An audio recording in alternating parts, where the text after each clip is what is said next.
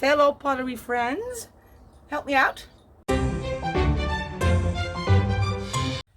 pottery friends. I'm back with a kiln opening. I've got some very exciting things and some, I'm trying out new things. You know, let's just dive in. I have a 50-liter kiln. I have fired it to almost cone 6. Just a little bit under, and no disasters, everything's fine. Just some things didn't turn out the way I thought they would. Okay, let's start with things that you already know that I do very often. Making cute little mugs. This happens to be a commission, the island of Bonaire, with 3 different colors of slip that I colored with mason stains, and I couldn't resist to put a little turtle on the back. It has a brother. That's not the one. This is the one. Another one. All carved by hand. There is a video somewhere on my channel where I show you how I do this. I have another one very similar, but only turtles. Also a request. This one is going to be going overseas. There are greens in there and blues. And I like to leave a little bit of the slip behind so that you can actually see that it's carved. That's the bottom. And you've seen those things before. You have also seen these before. These are the dishes that I make a texture with a piece of coral that I have found on the beach, and then inlay that with black slip and only glaze the inside. My tried and true combo of pearl white and Scandinavian blue. And this is the beautiful soft aqua. If you put 3 good coats on it, on texture, it is absolutely stunning. It has greenish and blue, turquoise. It's beautiful. I'll take pictures. I'll put them up at the end so you can see the colors better. Another one are these. These are on black clay, also with Scandinavian blue over pearl white, but I put in a white slip first because this black clay eats up about almost all glazes. I have 2 of them. I had a commission a long time ago for a couple of these and bigger plates, and I made more of these for, you never know, just in case. So these have been waiting for a while, and now they're done. I had room. I have more in the black clay. I made a bird bath. This is just Amoco's white glaze. Could have been a bit thicker. It's a horrible glaze to paint with. It paints like sand, but for the effect on the inside, it's perfect. Ta-da! I love this. It's so rustic. It's beautiful. It's totally smooth. And this is also white, the white glaze, and then Jungle Gems 718. I think it's beautiful. And just, for the difference, this is the same jungle gem. This is on dark clay with a layer of white slip in between. This is on white stoneware clay with 2 layers of pearl white under it. Amazing, right? I just love how this flows. A cute new little bird feeder. And the pearl white on the inside, I only did 2 coats, and it becomes this beautiful cream. And because I always leave the throwing lines, in those lines it's white. I hope you can tell. Those are good. Oh, and look. Ta-da! I showed you last time I found it. So I glazed the last one of that domino set. Now, for the experimenting. I've been trying to, I'm sorry, I'm sweating. It has just rained and now the sun comes out again and then it gets a bit humid. Oh, oh boy. Yeah, back to what I was going to show you. I've been wanting to evolve from this, although I still love this and I have all different kinds of designs. I wanted more. I wanted to play around more with fore and background and combine sgraffito with Mishima inlay or maybe even with a glaze. So I started experimenting. Let's start with the one that I don't like. A mug, a little bit of a taller one. I carved the flamingos and then painted them in with the slip with mason stains. Same for the cactus. This is a slip with, I believe it's dark teal. There's a little bit of red, and this is a combination of shrimp pink and orange. Then I carved the prickly pears, but I didn't paint them. I only carved them. And then I bisque fired it. Then I did clear glaze over these that I painted, waxed it, and then did the rest in greenstone. So the, oh, I'm sorry, I'm lying. I carved these. Yes, I carved these. But after the bisque firing, I first inlaid black slip, wiped away, let it dry completely, then paint on the clear glaze and the wax, and then the greenstone. It was a lot of work. I mean, it's okay. And it's perfectly fine. I'm just not that enthusiastic. Maybe it's the greenstone, it's a bit blotchy. I'm not going to refire it. I like the leaching though. Or is that leaching, bleeding, or whatever. Greenstone pulled down a little bit of the slip. I kind of like that. Maybe not in this way, but I store that in my head, or I make a note that if you do black slip after the bisque firing and put a glaze on top, it might run down a bit. Could be an effect to use, if you know what I mean. But I also made 2 tumblers. I wanted a little bigger canvas to play with. This one, I think it's cute. Not exactly what I had in mind, because, well, I'll tell you what I did.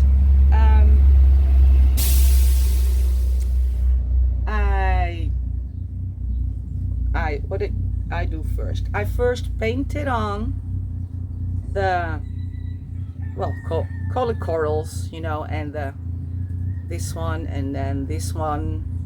I painted them on. Then on top of that, I painted on these cute little seahorses. So they are covering or are in the foreground of these corals. I then carved it, sgraffito, all the lines you see, and also all these tiny little lines to create either a highlight or a shadow. I wasn't sure yet at that time. I'm experimenting. And these. And then I carved all these flowy lines just in the clay. There was no slip there, just in the clay, representing this is sea maybe. And then I bisque fired it. After the bisque firing, I covered it. Oh, hold on.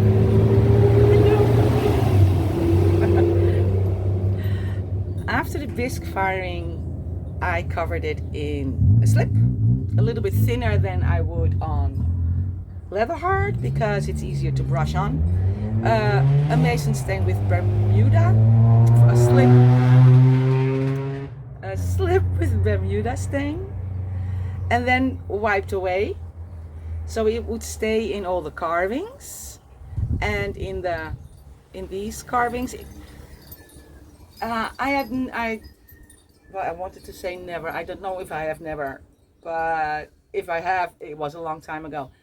And putting slip on bisque, it's not as absorbent. No, I'm not saying that right.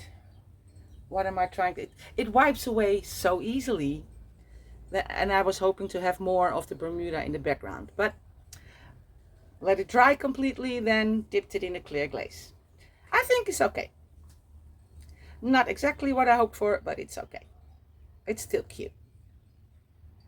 And then the last one, I think, is getting there. Not yet, but it's getting there. This has a lot more interest in it. There's a lot more going on, and that's what I want. So it's sort of kind of the same. I did these flowers first. I carved, and then I put the slip on, because you can easily then slip will run into the carving and not over whatever you draw or the picture you have in mind. So it's easier for me, at least, to paint. So I did these orange ones first, and then filled them in with, so I carved them and then filled them, only the outline. I'm totally chaotic, aren't I? Let's try again. I carved the outline of these, filled them in with orange slip, and then carved the details through. I did the same with these leaves. I carved the outline first, filled it in with, painted it with the green slip, and then carved the details. I then put on the hummingbirds with black slip. I made a stencil out of paper and put the black hummingbirds on it. There's one and there is one. I then sgraffitoed all the details, all the lines, and I don't know if it shows up here very well. I will take pictures so you can see better for the colors. I then started carving the background. So I have some feathers, I have some flowers here, also some feathers and some flowers to fill, so to kind of fill the background. And then, what, still leather hard? Is that correct? Am I saying that correct? Oh, I should have taken notes. Yes, I think I'm saying that correct. Yeah. Then I took Bermuda colored slip for the leaves and partially in the hummingbirds. Then I took a different blue for in the hummingbirds, and a little bit, just a little bit, in the feathers. What I carved, maybe you can see better here. I had carved this, and I put a little bit of those two blue greeny colors in the feathers. I also used a little purple, but I don't see that anymore. I then painted on red slip, avoiding, the other way around, you can see what I'm doing here, right? Avoiding these and the birds, just the flowers and the background, and very carefully wipe that away too. So now I have a little blue, a little Bermuda, and a little red in the feathers. The background flowers are just red, and the carvings in these are now red. Then bisque fired and clear glaze on top. So nothing after the bisque firing like I did with these.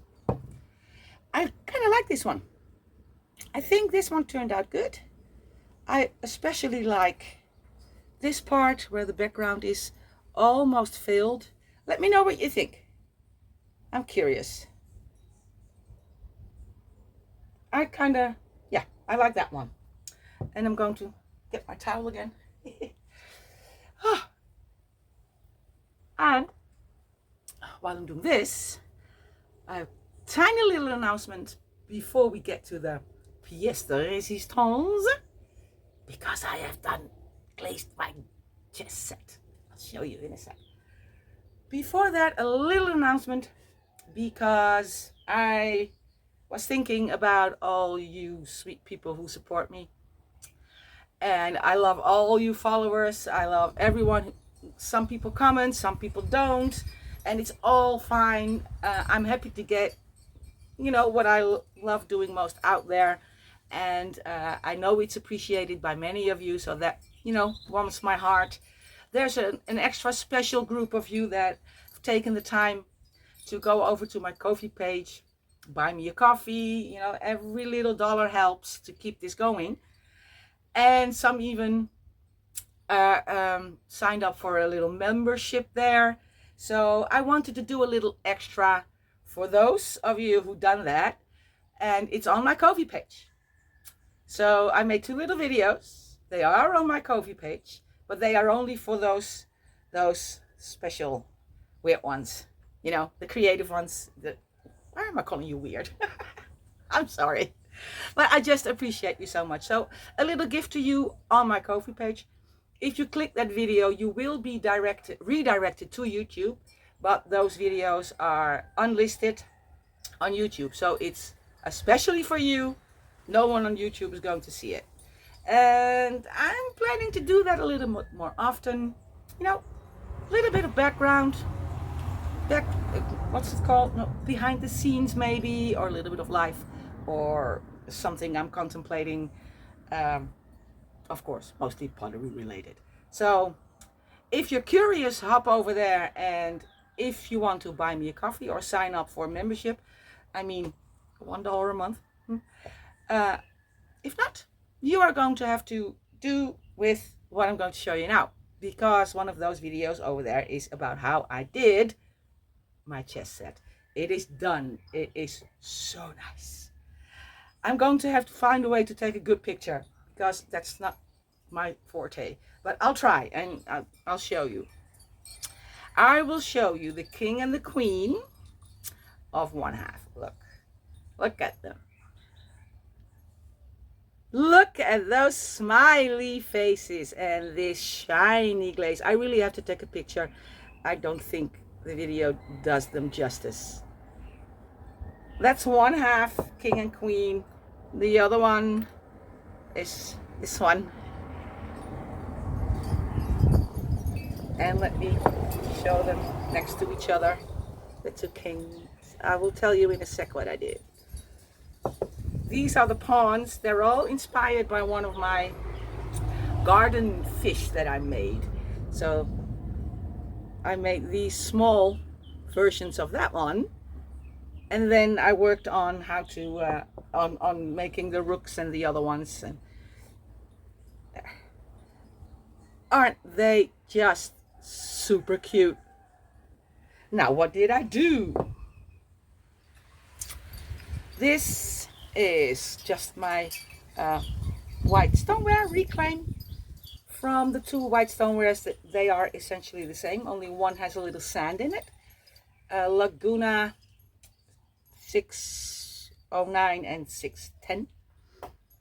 I hand built these all one by one, carved them and bisque fired them, and then I did this one.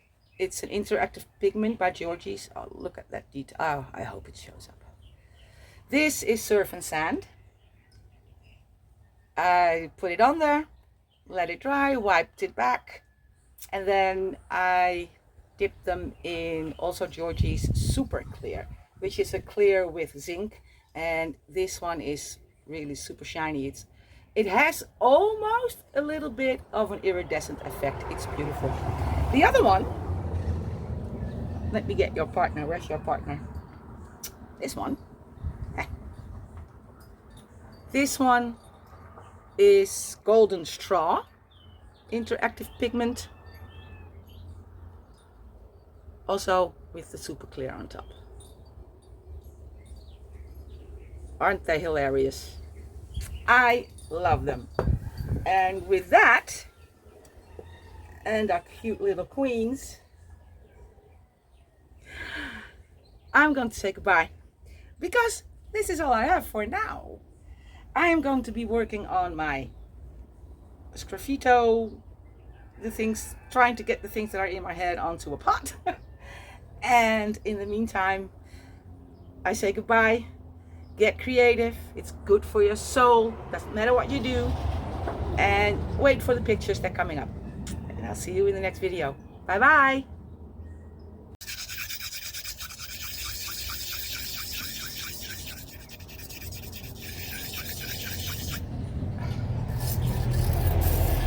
I'm sanding with a sanding stone the bottoms of all these beautiful chess pieces to get them smooth, like a baby's bottom, so they won't harm the chessboard or whatever where they're going. And I was thinking about, I mean, of course I love it, but I don't play chess. I had enormous much fun making this, but I don't play chess. I'm proud of it that I made something this elaborate. It took me a long while, but I don't play chess. So yeah, I'm going to sell it. But how the bleep am I going to price 32 hand sculpted, then hand painted twice pieces? I mean, if you would charge the ridiculous low amount for 10 bucks for a little, let's call it a paperweight, 10 times, that would be $320. I'm too scared to ask that for it, or shouldn't I be? So my fellow pottery friends, help me out. What do you think I should charge for this chess set? Very curious what you think. Thanks.